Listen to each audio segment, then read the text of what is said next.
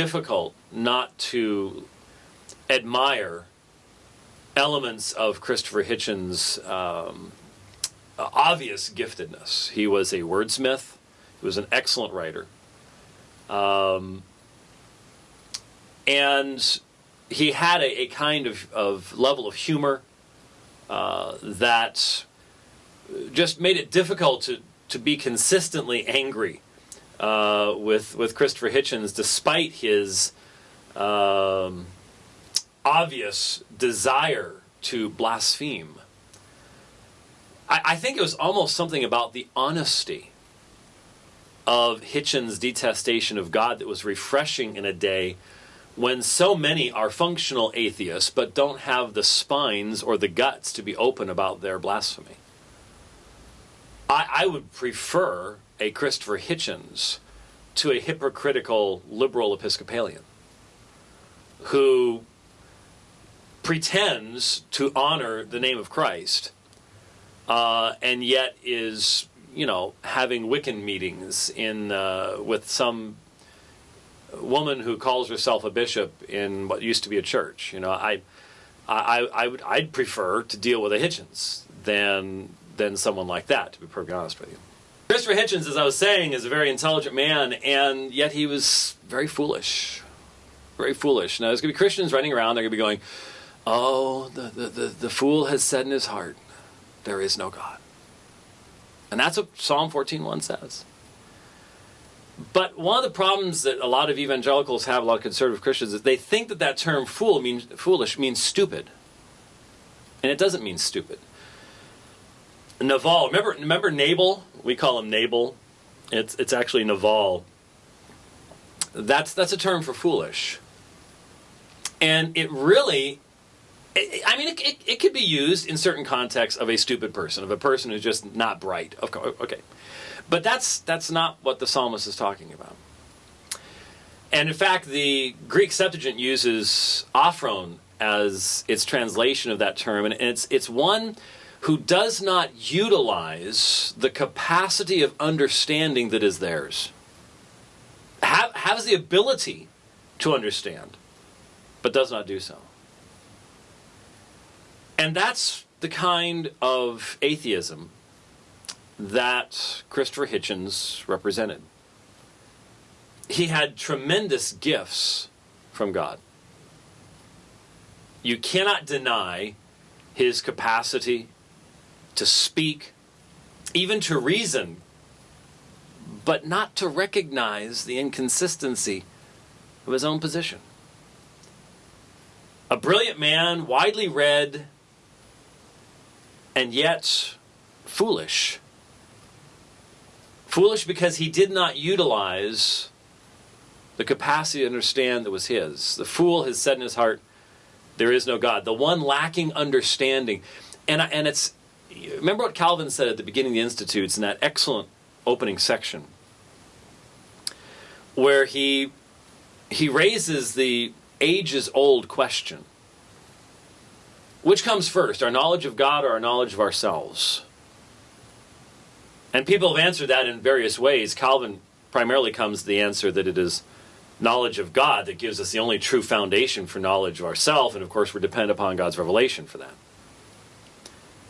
But Christopher Hitchens was a man who didn't know himself because, for various reasons, and they came out in some of the things that he said, he hated the God that he knew was there.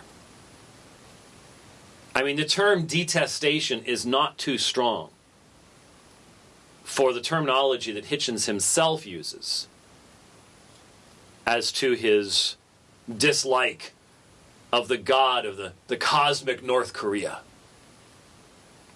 as he liked to express it. He did not want to worship a God who was sovereign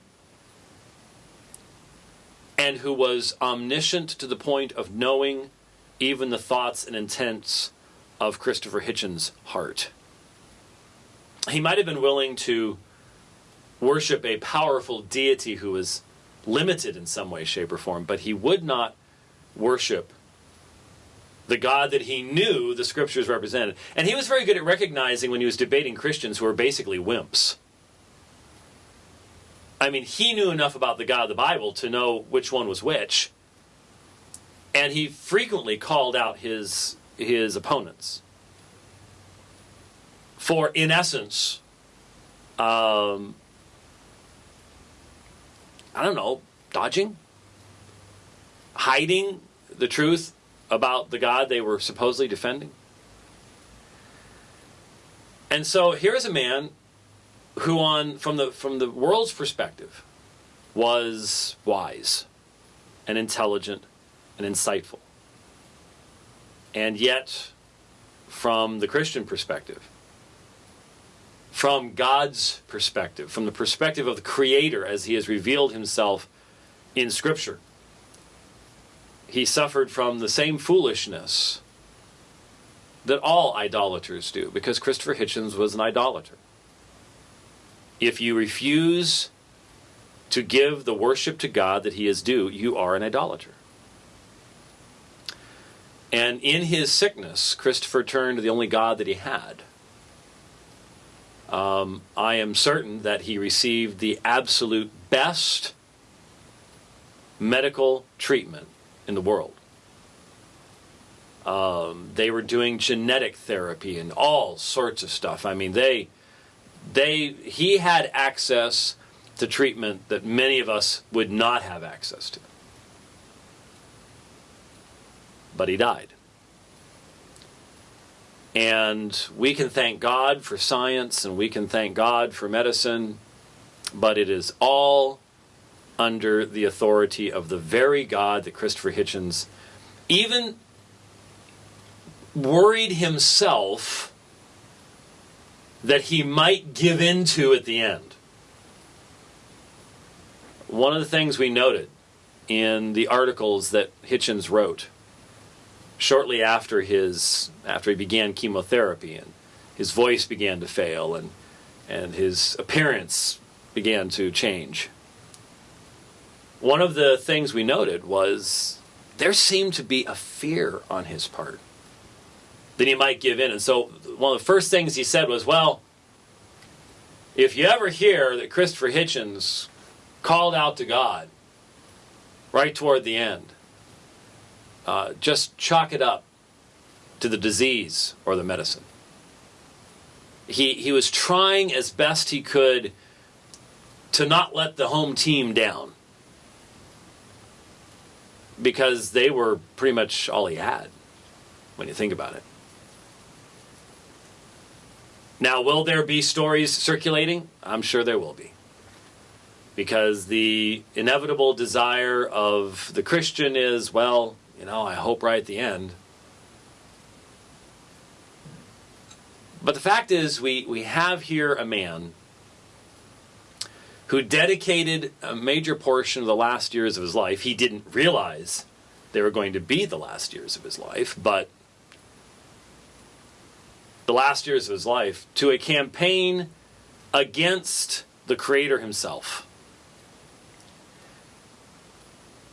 And it might be easier for a lot of folks to say, well, I'd rather see a hypocrite punished than an honest rebel. And I guess in a sense you could at least say that in many ways Christopher Hitchens was more honest about his rebellion than most people are, that's for sure. But once again, when we are faced with the death of the ungodly, we are faced with the need to look at our priorities and to not allow our priorities to be determined by emotional feelings. And I think many evangelicals fall into that particular area of problem. And that is, well, he said he's going to stand before God someday. If he stands before God someday, he's going to, why didn't you make it easier? Why didn't you make it clearer? Why didn't you? And the reality is, Christopher Hitchens heard more of the truth than the vast majority of mankind. If Christopher Hitchens cannot be justly punished, who could be? Who could be? I mean, when major portions of the world's population lived and died without even being literate, dependent upon hearing a message from somebody else. When most people in Europe in the medieval period didn't move more than 7 miles from the place they were born in any one direction. Here's a man who traveled the world, was fully literate, widely read, and had tremendous access to the truth. A brightness of light beyond compare. Anapologia, without an apologetic, without a defense. And knowing all of that, remained adamant as far as we know.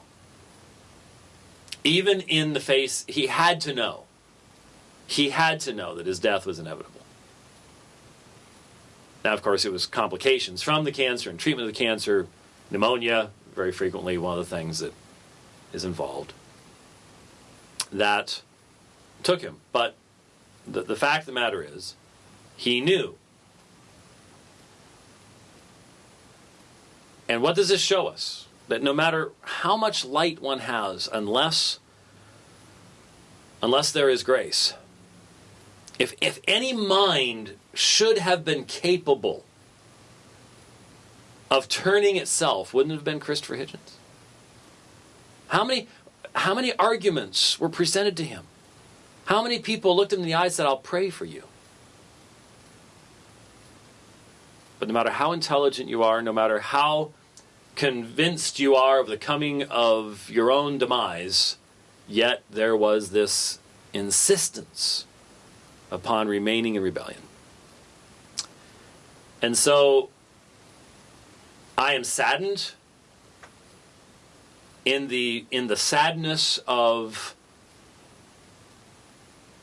the prophets when they spoke of, why will you perish? Why will you perish? Really did pray that God would be merciful to Christopher Hitchens, but at the same time, I must recognize that God's purpose in Christopher Hitchens will be fulfilled. You look at Pharaoh, you look at Nebuchadnezzar. How many examples do we need from Scripture to be convinced that God even has a purpose in the ungodly? And do we value our emotional feelings about a fellow creature above the very honor and glory of our Creator, Sustainer, and Redeemer? And I would suggest to you that if we succumb to the temptation to whitewash the reality of the judgment that is justly due to Christopher Hitchens and to every single one of us, then we do so because we really, truly do not have a godly set of priorities as to what is really important. For a Christian, it should be our desire. It should be our desire that God's name and God's glory, God's power be made known. And in fact, this is the radical element of it, our lives should be laid upon the line because our lives are not our own. We've died. Our life is hidden with Christ in God. God can do with us as He wishes. And if He so wishes to use us in that way, to bring about His honor and glory, then that should be our desire. And so Christopher Hitchens has passed from this world. And I do not know what conversation took place upon Christopher's recognition that there was more to man than, well, as Douglas Wilson so often said to him, atoms banging around. But something tells me that despite the bravado that Christopher Hitchens offered so often during his life. Despite that brave claim to stand before God and say, I refused to submit to you because you didn't make your revelation clear enough, and you didn't do this the way I thought, and I will not submit to the celestial North Korea. Something tells me that when any creature, no matter how inveterate they are in their detestation of God, when they see their Creator in His glory, knowing now truly who they are and who He is, I don't think that bravado is going to last very long. I think it'll be removed immediately.